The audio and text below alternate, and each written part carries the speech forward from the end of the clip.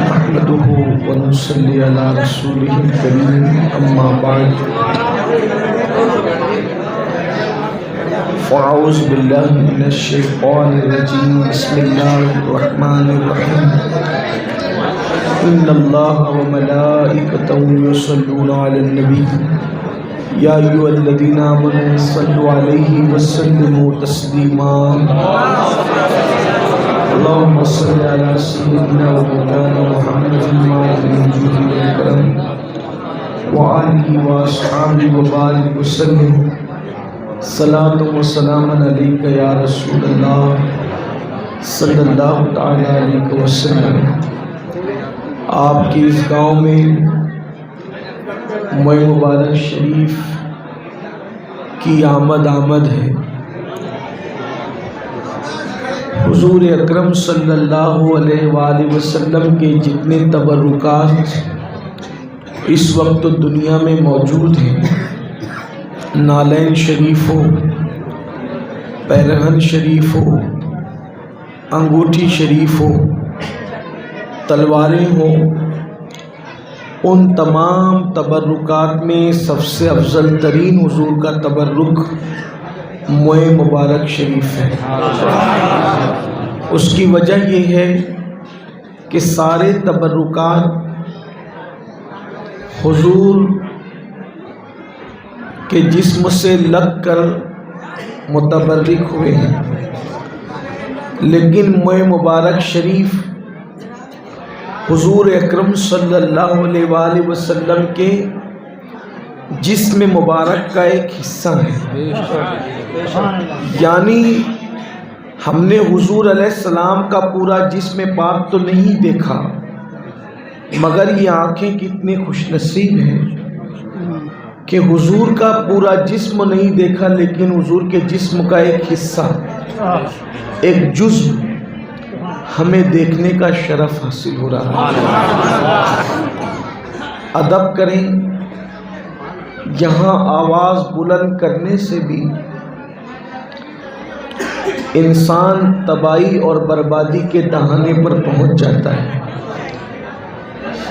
آپ لوگوں کی محبت کی ہم قدر کرتے ہیں، بڑی محبت آپ کے دلوں میں ہم لوگوں کی ہے، لیکن کچھ باتیں مجھ سے میرے دل کی سنیں۔ آپ سے میں کہنا چاہتا ہوں کہ سنیوں، اپنے اندر شعور پیدا کرو۔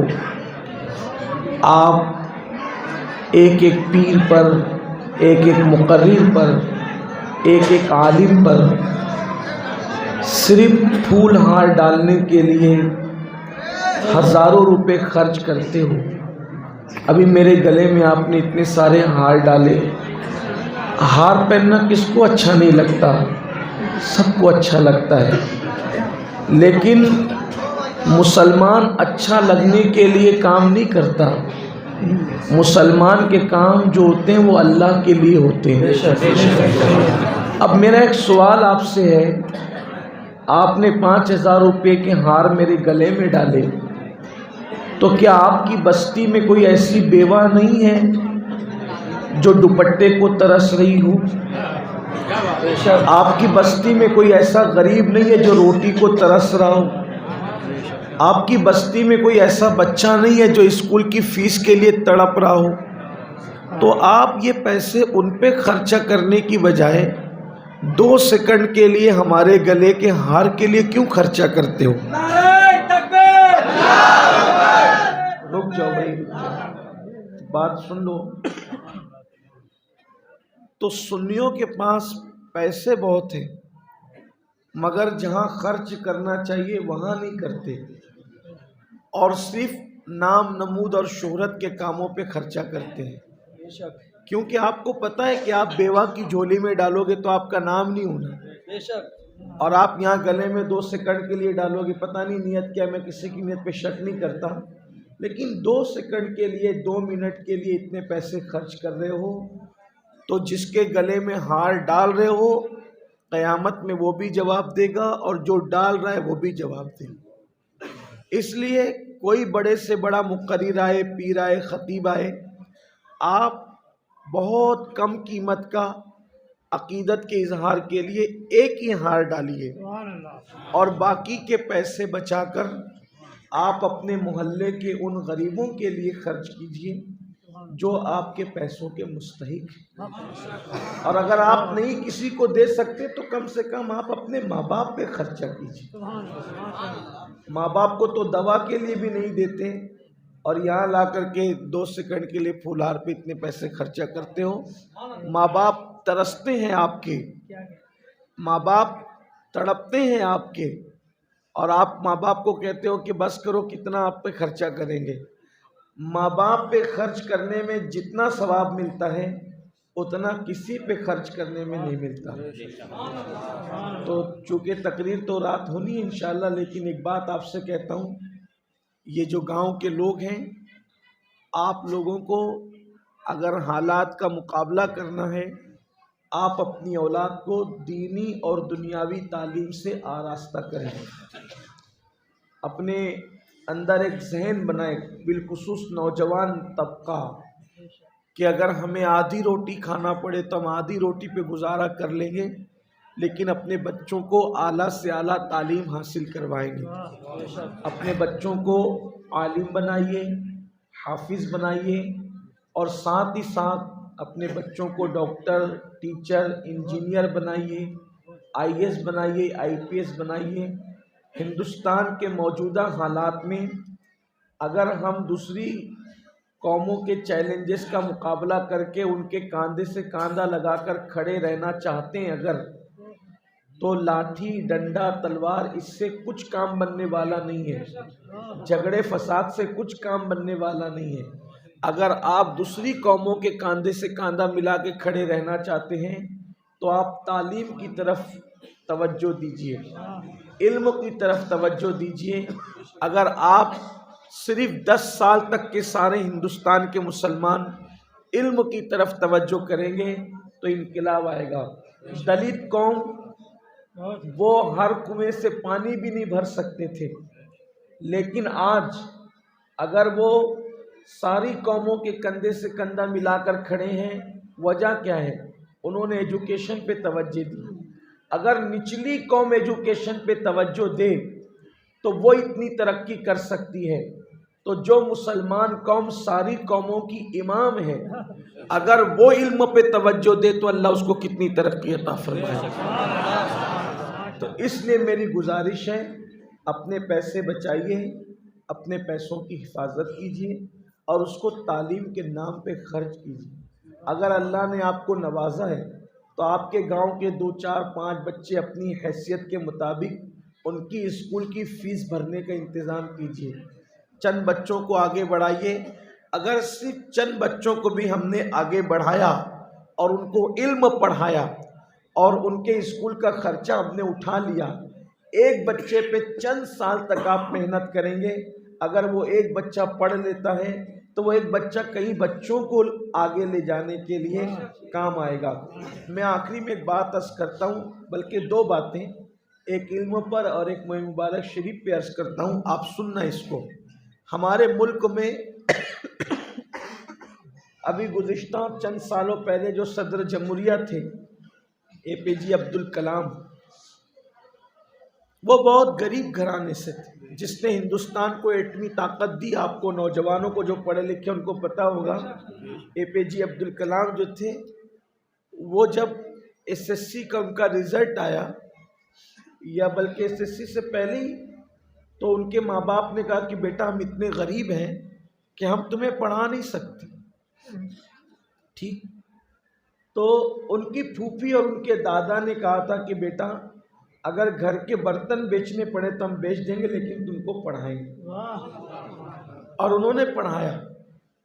ڈاکٹر عبدالکلام لکھتے ہیں اپنی ڈائری میں کہ میں راستے میں اخبار بیچتا تھا اور اخبار بیچ کر میں نے اپنی تعلیم کا خرچہ اٹھایا۔ بعد میں وہ انہوں نے پڑھا اور پڑھنے کے بعد وہ ڈاکٹر بنے اور پھر سائنسداں بنے، اور انہوں نے ہندوستان کو ایٹمی طاقت دی، بعد میں صدر جمہوریہ بھی بنے۔ تو ہمارے بچوں میں اللہ نے ٹیلنٹ پیدا کیا ہے، صلاحیت پیدا کی ہے۔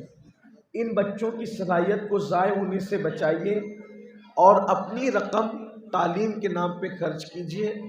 تعلیم کے نام پہ خرچ کرنے میں جتنا ثواب ملتا ہے اتنا ثواب کسی اور جگہ خرچ کرنے میں نہیں ملتا، اس لیے کہ علم اسلام کی زندگی ہے۔ میری گزارش ہے ہوش کے ناخن لیں، اور رہی بات ماہ مبارک شریف کی، اس کا ادب ہم پر فرض ہے۔ ماہ مبارک شریف یہ وہ چیز ہے کہ یہ جہاں رہتی ہے اس کی برکتیں ہیں۔ صحابہ کرام نے ماہ مبارک شریف کو جب حضور علیہ السلام نے حج کے موقع پہ حلق کروایا تھا، سر اقدس سے بال اتروائے تھے، صحابہ نے آپس میں تقسیم کیا۔ سیدنا صدیق اکبر نے عرض کی، یا رسول اللہ صلی اللہ علیہ وآلہ وسلم، میرے گھر میں گھر کے کونے سے کبھی کبھی اچانک تلاوت قرآن کی آواز سنتا ہوں، میں پریشان رہتا ہوں کہ یہ آواز کہاں سے آتی، تلاوت کرنے والا نظر نہیں آتا لیکن تلاوت قرآن کی آواز آتی ہے۔ تو آقا نے مسکرا کے فرمایا، کیا وہاں پر میرے منہ مبارک نہیں رکھے ہوئے ہیں؟ تو انہوں نے کہا ہاں یا رسول اللہ رکھے ہیں۔ تو سرکار نے فرمایا وہی فرشتے تلاوت قرآن کرتے ہیں۔ منہ مبارک شریف جب تقسیم ہو رہے تھے تو ام المومنین سیدہ ام سلمہ نے کہا مجھے بھی منہ مبارک دو، اور سرکار نے فرمایا کہ تمہارے گھر میں تو منہ مبارک والا خود رہتا ہے، تم لے کے کیا کرو گی؟ درس کی یا رسول اللہ، لوگ اپنے بچوں کو اپنے جانوروں کو جب وہ بیمار ہوتے ہیں تو میرے پاس لاتے ہیں، اب مجھے علاج مل گیا، جب بھی کوئی میرے پاس بیمار لائے گا تو میں منہ مبارک شریف پانی میں گھول کر کے وہ پانی اس کو پلا دیا کروں گی، اللہ اس کو شفا عطا فرمائے۔ تو آج بھی منہ مبارک شریف کا معجزہ یہ ہے کہ دھوپ میں اگر منہ مبارک شریف نکالے تو اس پر آج بھی بادل سایہ کرنے لگتا ہے۔ یہ منہ مبارک شریف کی برکتیں ہیں۔ اللہ سے دعا کرتا ہوں کہ اللہ تعالیٰ آپ سب کو سلامت رکھے۔ آج ہمارے مفتی صاحب مفتی ظفر نوری صاحب کی وجہ سے آپ سے اللہ نے ملاقات کرا دی۔ بس ایک آخری میں بات یہ کہتا ہوں، سنیوں اگر سنی بن کے رہو گے تو جنت میں جاؤ گے، سنی بن کے رہو گے تو جنت یقینی ہے، کنفرم ہے جنت آپ کی، لیکن نماز پڑھے بغیر سنی نہیں رہ سکتے۔ جو نماز نہیں پڑھتا وہ سچا سنی نہیں ہے، نہ وہ غوث پاک والا سنی ہے، نہ وہ غریب نواز والا سنی ہے، نہ وہ اعلیٰ حضرت والا سنی ہے۔ اگر سچا پکا سنی بننا ہے تو پہلے اللہ والا سنی بنو، تو وہی غوث پاک والا سنی بھی ہے، وہی غریب نواز والا سنی بھی ہے، وہی اعلیٰ حضرت والا سنی بھی ہے۔ اور اگر آپ صرف نیاز کھاتے رہے، مزارات پہ چادر چڑھاتے رہے اور مسجد میں نہیں آئے تو آپ شیطان کے ہاتھوں اغوا ہو چکے ہیں، آپ کی فکر اغوا ہو چکی ہے۔ اللہ کے رسول علیہ السلام نے فرمایا جس نے نماز چھوڑ دی میں اس سے بیزار ہوں، وہ میرا ہے ہی نہیں۔ تو جس کو حضور نہیں اپنائیں گے تو اس کو غوث پاک کیسے اپنائیں گے، اس کو غریب نواز کیسے اپنائیں گے، اس کو محبوب الہی کیسے اپنائیں گے، اس کو اعلیٰ حضرت کیسے اپنائیں گے؟ تو یاد رکھیے، نمازوں کے پابند بنیے۔ اللہ تعالی ہم سب کو نمازوں کی توفیق عطا فرمائے، اور اللہ ہمارے بچوں کو بھی نمازوں کی توفیق عطا فرمائے۔ السلام علیکم ورحمۃ اللہ وبرکاتہ۔ کوئی بڑے سے بڑی شخصیت ہو، وہ مبارک شریف جمع رکھا ہے، وہ بڑی سے بڑی شخصیت اس کے گرد و غبار کو بھی نہیں پہنچ سکتی۔ تو جہاں منہ مبارک موجود ہو اور بڑے سے بڑی کوئی ہستی اگر آ جائے تو آپ کو ساری ہستیوں کو چھوڑ کر منہ مبارک شریف کی طرف جانا چاہیے۔ اس کا آپ خیال کریں، اس لیے کہ دنیا میں کوئی بھی ہے وہ حضور علیہ السلام کے خاک کے ذروں کو بھی نہیں پہنچ سکتا۔ جس کو جتنی عزتیں ملی ہیں، نعمتیں ملی ہیں، سب حضور کے صدقے میں ملی ہے نا۔ تو اس لیے میں بھی یہی چاہوں گا کہ آپ منہ مبارک شریف کی زیارت کریں اور مجھے جانے دیں، میری طرف نہ آئیں، اس لیے کہ ہمارے عشق کا امتحان ہے کہ جہاں محبوب کے جسم پاک کا حصہ موجود ہے تو ہمیں ادھر ہی متوجہ رہنا ہے، یہ ہمارے ایمان کا تقاضا ہے۔ کوئی مجھ سے مصافحہ نہیں کرے، سب اسی طرف متوجہ ہے نا۔